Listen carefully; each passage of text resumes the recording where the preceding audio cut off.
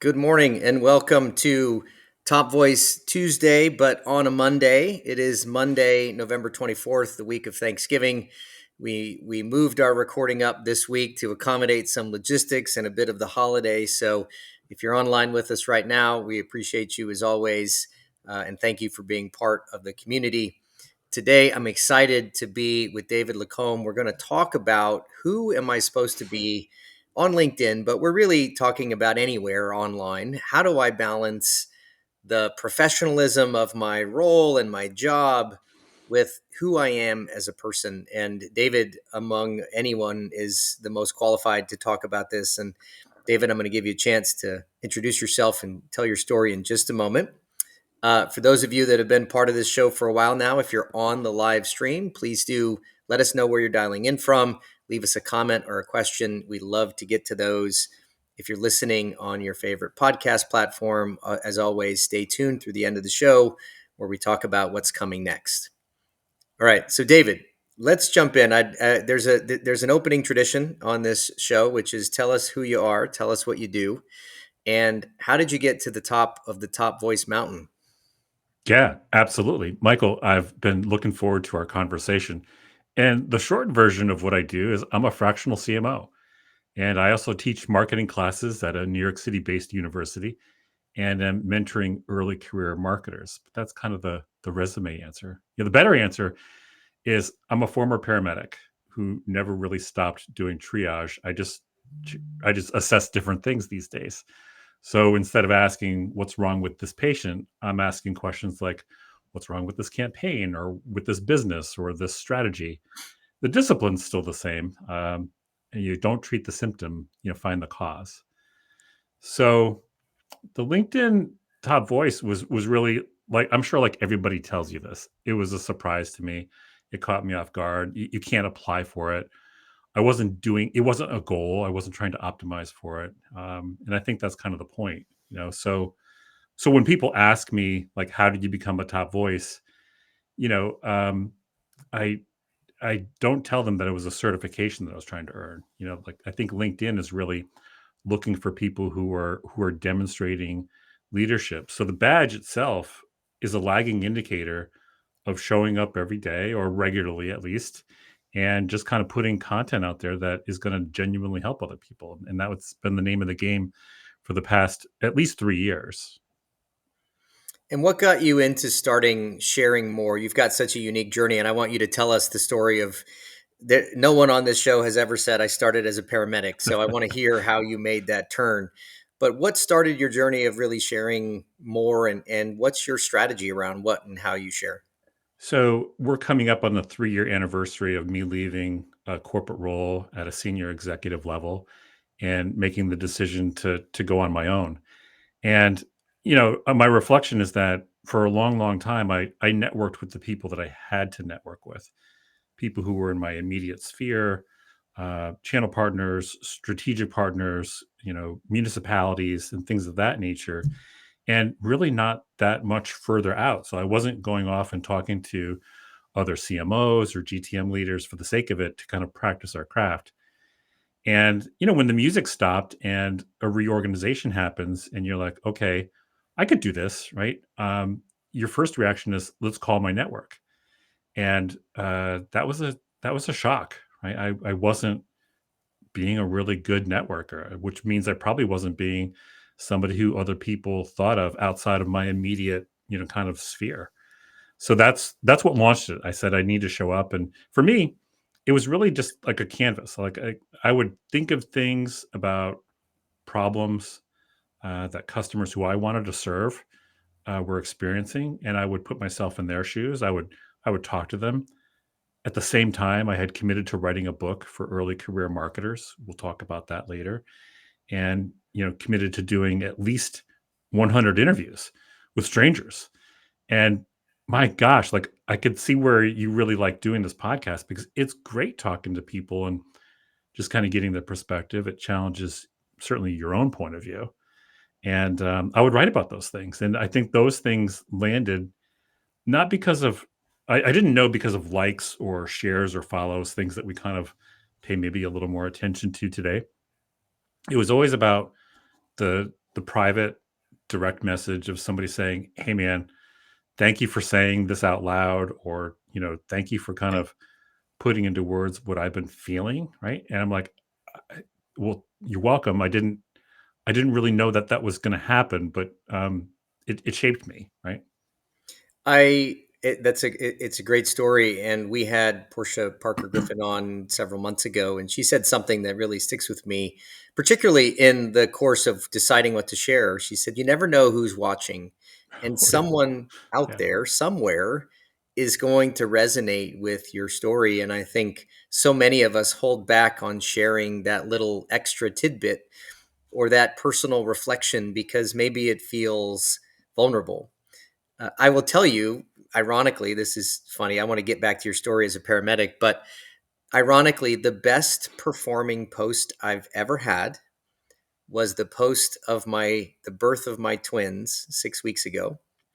And the story I wrote about being 52 years old and having twins, being a dad again at this age, and the vulnerability of what I thought my life was going to be like at this age versus what it is. yeah, And I don't pay attention to metrics at all, but it by a long shot, it is so much more uh, viral, I guess, maybe than any other smart thing I've ever said about business. And so it's hilarious to yeah. me that that's kind of how this works. So tell us your story, David. Go take us back to the beginning of David as a paramedic and transitioning out of that world and into this one.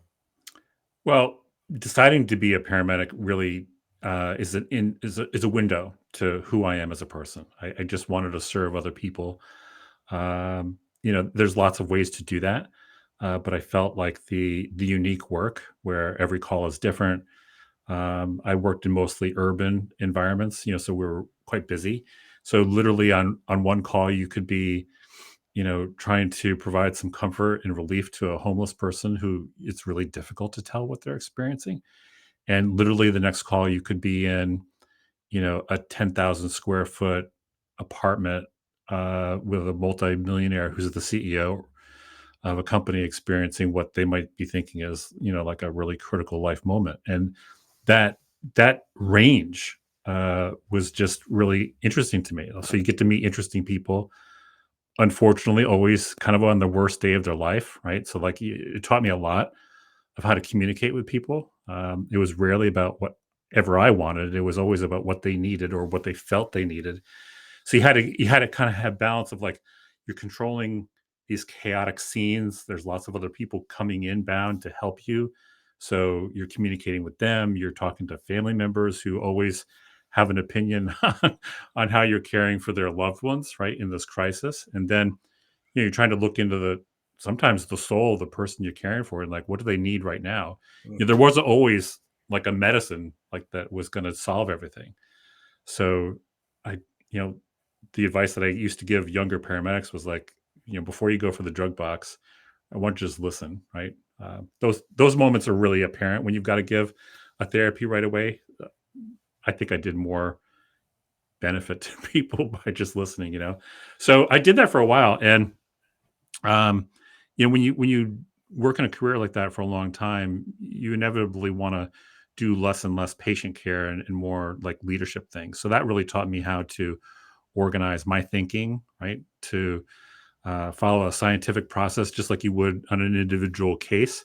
How do you apply that for a system? So I became increasingly more involved in helping my communities and other communities optimize the system in a patient centric way that you would think, just kind of organically happens, but it rarely does. Like, so a lot of public safety isn't as optimized as you would hope it would be. So it became really fascinating work once I got to the latter part of that career. And it culminated with me working in Louisiana during Hurricane Katrina, being in the Superdome the day the levees broke. And that really just kind of made me kind of question a lot of things. My son at the time was 9 days old. So I'm away from home Wow. experiencing this crisis and literally got home and threw every bit of clothing that I had with me into the dumpster. It was because it was just so vile, right? Mm. And that's when I decided I needed to pivot. And fortunately, I had been working with companies that were in the medical device space who would seek my opinion from time to time. And then that became the first real clear moment in my mind of like, oh, what could I do beyond patient care? I could take my clinical expertise, my training, and my perspective and share that with people who are trying to create solutions for industries. And that was the beginning of the transition. If you ever needed to know, the answer to the question, "Am I a good person?" The answer to that question for you is yes. Anyone that goes through that experience and serves people like that, and in a big moment like Katrina, I mean, what an incredible life of service. So thank you for doing that. If anyone's ever been in a situation of needing a paramedic, you know that when you have a good one, it makes all the difference. And so I can only imagine the stories. And what I am so compelled about your background is all of us, I think, start out in life with a plan of what we want to do. And I heard a quote years ago. I think I've adopted it or maybe shifted it, but life is the thing that happens to you when you're planning for something else, and For sure. the twists and turns along the way. And so just really an incredible career of service. So you talked about the the transferability of these skills that you had into the world of business. So as you think about that now, how does that influence how you show up, not just for your clients, but now what you share? I mean, you have such a unique perspective. Was there ever a moment of, I don't want to talk about those things, or you feel like you're holding something back? Like, where does this balance strike for you in terms of the breadth of of who you are as a person, and yet what you decide to share about that? Yeah, I mean that has run through my head, that type of question. I can't tell you how many times, like when I meet, for example, a board member or a CEO and there's some exploration of might we work together. I'll I often critically assess, like, does this person have any need at all to know that I was a former paramedic? Like, how does that apply to their business situation right now? And if it ever comes up, it's usually in a conversation that I try to push early in our conversations about causation. So in medicine, all the therapies that we do are based on the best available evidence. And, actually a continuum, right? Like the best possible evidence is randomized, controlled, double blind studies where, as much uncertainty as possible is eliminated from the conclusion of like this therapy actually makes a difference. It's causal. On the lower end of that spectrum, it's, well, this worked the last time, and so I'm going to try it again, right?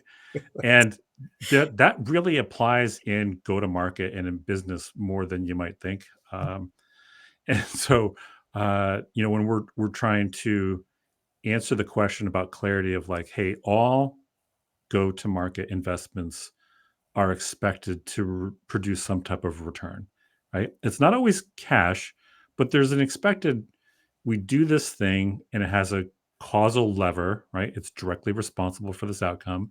You pick the outcome you're looking for and you can prove it, or you can show the longhand math of like how you got to be certain that it worked. And I'm actually concerned that in more times than not that there's a lot of bias that goes into decision making that leads people to believe, especially people who are in positions of authority, that their thing worked. And when you try to unpack it and figure it out, the causal relationship is not there. It's more correlation. So the long answer to your short question is, what do I bring to business from my former EMS world? It's almost like this scientific process. Yeah. I get really concerned when I see my peers who are talking about how they could help and bringing playbooks. And look, a playbook is a snapshot, right? It worked for this particular situation at this point in time, and it often doesn't really take into consideration all of the external things that are outside of your control. So like in EMS, like maybe I'm extricating a person in a vehicle that's trapped and it's raining outside. And the next time I do it, it's so hot that, rescuers are becoming patients themselves. So like it might be the same type of entrapment, but the external things are very different. So you can imagine how that translates over into business, right? One go to market motion in a particular fiscal environment or regulatory environment, is going to look very different than others.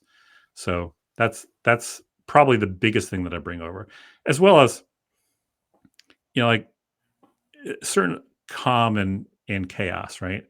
That I think the best medics and the best business people just learn to regulate, like how much they display emotion, even when they might be concerned, scared, frustrated, you know, whatever, right?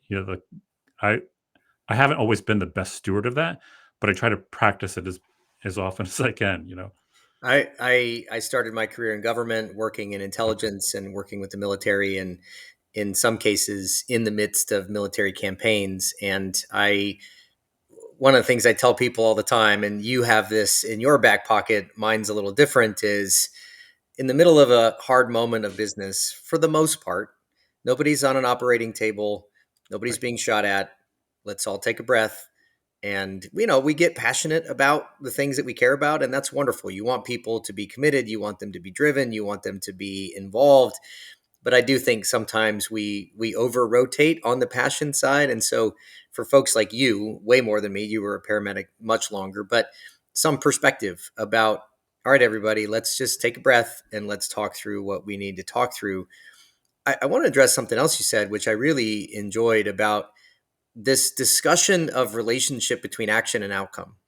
Because we had Mark Fuentes on one of the, I think, third or fourth shows, and he had a very provocative perspective about, do we really create demand and this demand generation experience? And of course, I would encourage folks to go back and listen to it. His belief was, no, we don't. We can find demand, but you don't Right. create demand. And I think the marketing world in and of itself, there's a bit of magic pixie dust that I think some people think exists at times. And you really gave us a great discussion of some things we just don't know if they work. And so be creative, be open-minded, be challenge oriented about the action you're taking, but don't presume that the last thing you did is going to be exactly like the next thing you should do. I just think that's incredibly wise.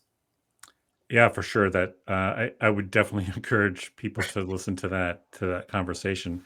Uh, it really kind of makes me think that really the only time that demand might be possible to create is when there is a very disruptive innovation that makes something possible that had just been so far out of reach that people would just not even bother thinking about it because they're like it would be futile, right?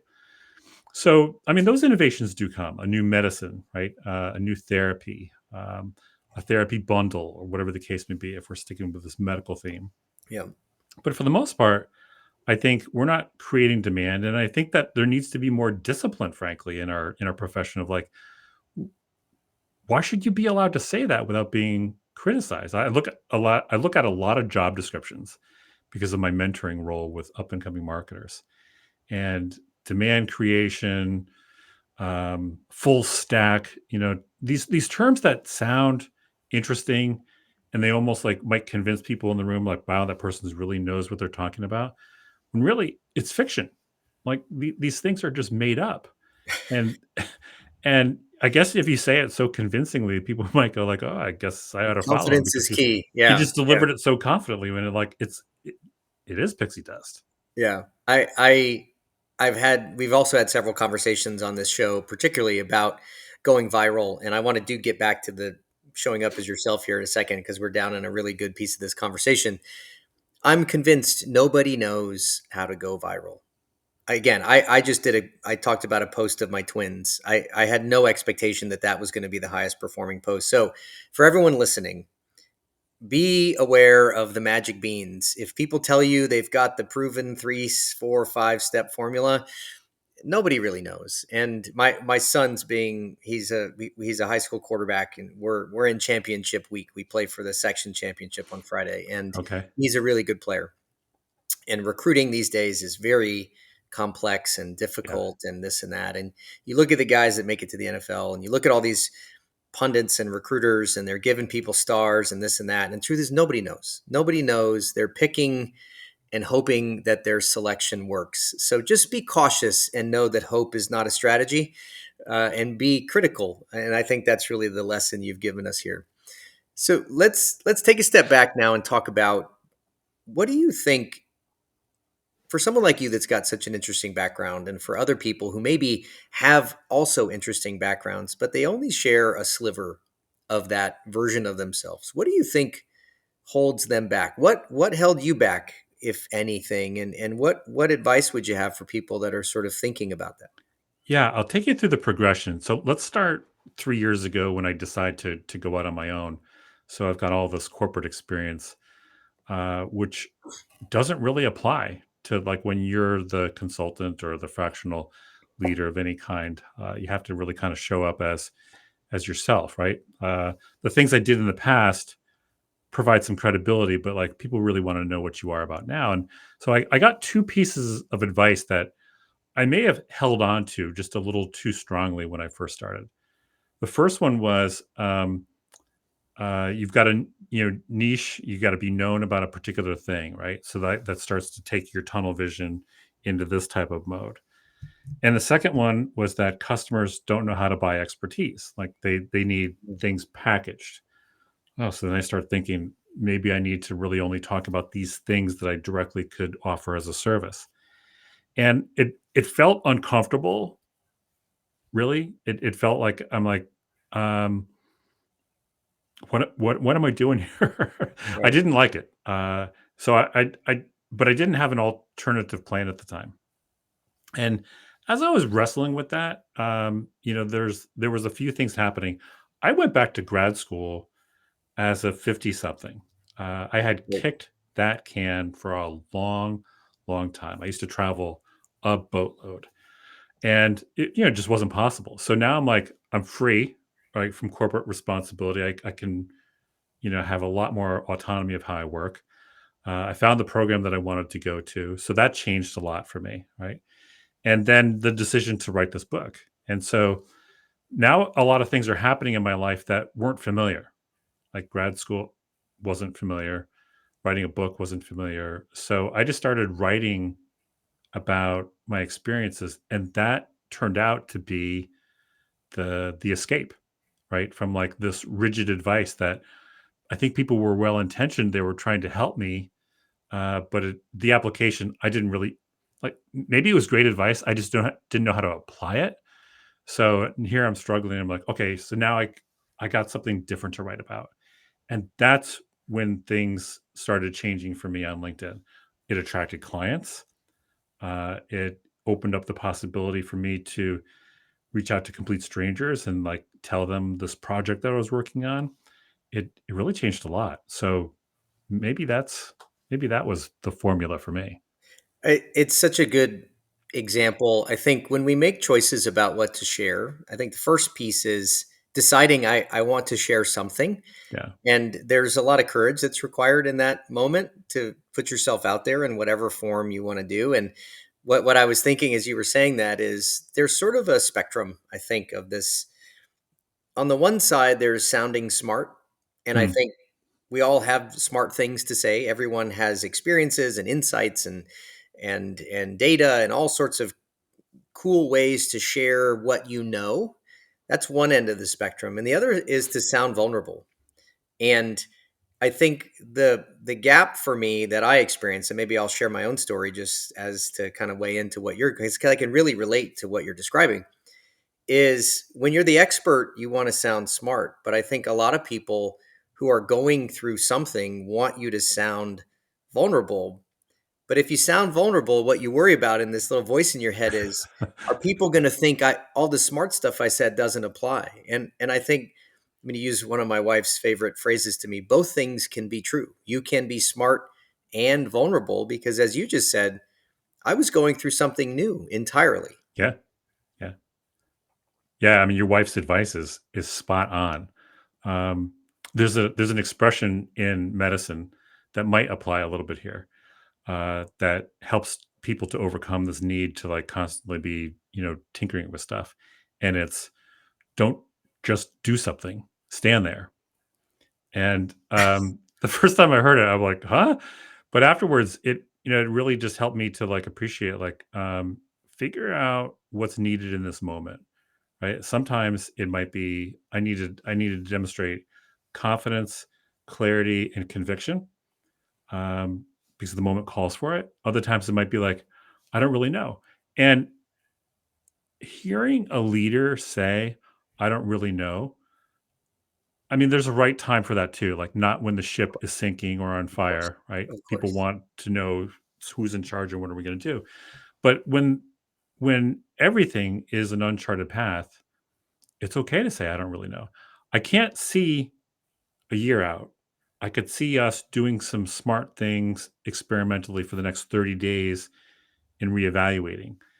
And so you've got to know when to show up as the decisive expert and when to show up as like, hey, we're all smart in the room, but this problem has never been addressed before. So we're going to figure this out together, right? It's such a good, we're talking about imposter syndrome a little bit here. I think under the surface of this conversation, that feeling like I need to know the answer versus being willing to say I don't know, and who can join me in the exploration of this. I would imagine in the world of paramedics, there's very clear answers, and sometimes there's what's maybe our best answer for the moment, and can we all crowdsource the ideas? And so I think for those folks that are maybe trying to make a choice about who they are and what they show up as, really listen to what you're saying, because it's not just the content of what you know, it's the experience that you're having. Oh, yeah. And quite frankly, the experience is a little bit more interesting for the most part. Yeah. Um, One of the most beneficial things that I've experienced on being LinkedIn is building real relationships. Like I've met some people here who I trust. I've met some people who have literally flown across the country to go meet with them for a couple of days in their house. That's the type of thing that won't become evident that it's even possible if you're just telling and if you're out there kind of projecting this facade. It comes from I can't tell you how many people have said, "I really like what you're saying here, and this is a little bit uncharted territory for me. Can I talk with you?" And it says a lot about a person if they're like, "Hey, sure, time is tight, but maybe they commit to like a month later talking with you." That Yeah. says a lot about the person. Yeah. The people who never reply to you, like I don't judge them. Like maybe it's just not the right time in their life, but I think that there's so much possibility for us to take LinkedIn for a type of a spin that just isn't really evident to people. Like, how would I do that? Right. And I think it comes back to your point and your wife's point. You just try to be both. Sometimes show up as the guy who people are going to come and talk to and ask questions, and sometimes show up as the person who's going to say, I don't really know. I'd just love to have a conversation with you about this. Yeah. Yeah. That was been the the the fuel of this show that started as literally an experiment in January. Okay. And here we are still going of I don't really know where it's going to go, but I'm going to show up and struggle through it, and I'm going to struggle through it live. If I watch the first episode, it's a little cringy, quite honestly, back there. But Yeah. now you go back and look and you go, holy smokes, what a distance traveled. And I think that's part of, even for yourself, of documenting your own journey. And you and I have a similar experience in that we're both sort of in our 50s and making changes. We both made changes in that window of stepping out into things that are different. I started my business at age 50. I started writing my book at age 50, having more kids at 52, and all of these uncharted Yeah. paths that I think there's a lot of folks in our demographic that are struggling with transition Yeah. and don't know where to look and feel like, hey, am I the only one going through this? And so I just celebrate you for telling that story. And maybe I'm reminding myself I should tell more of mine. I should get behind the curtain a little bit and share some of those ups and downs, probably more than I do. Yeah, you need to have a takeover of your show one time, and we interview you. Well, that's coming next year, so Oh, great! I'll we'll look forward to it. yeah. So we're almost at time, and I want to give you a chance to really summarize this before we hear more about where to follow you.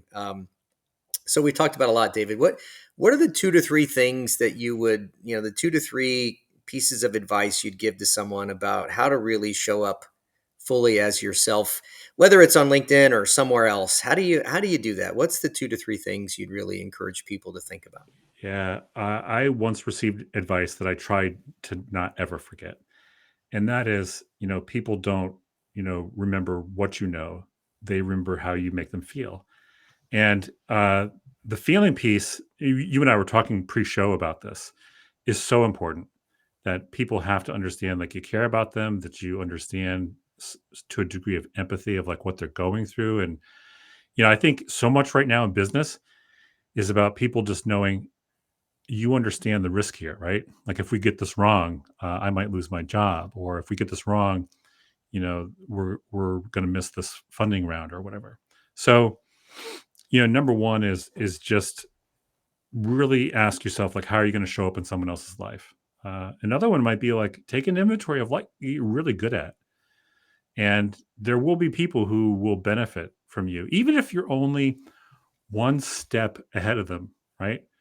In a journey which they can't see much further than where they are right now. So you have a perspective that they don't have. And, so I think like when people struggle with content, there's this binary thing that happens sometimes of like, I'm going to talk about this thing.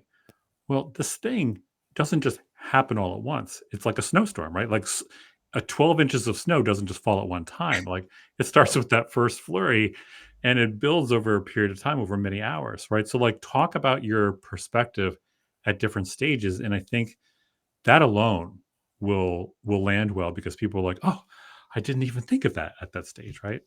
So those are the two that come to mind, and maybe don't take yourself so serious, like, I don't know. Um, well, I'll just leave it at that. It's a beautiful analogy. We're getting some comments in the chat about really resonating with what you're describing, and I think that 12 inches of snow doesn't fall at once is really a beautiful talk Yeah. about the snowstorm, not just the snowman that you made at the end. And I think that's really, really beautiful. David, this has been great. As you know, we have a closing tradition on this show, just like we have an opening tradition. And the closing tradition is that the last guest leaves a question for the next guest.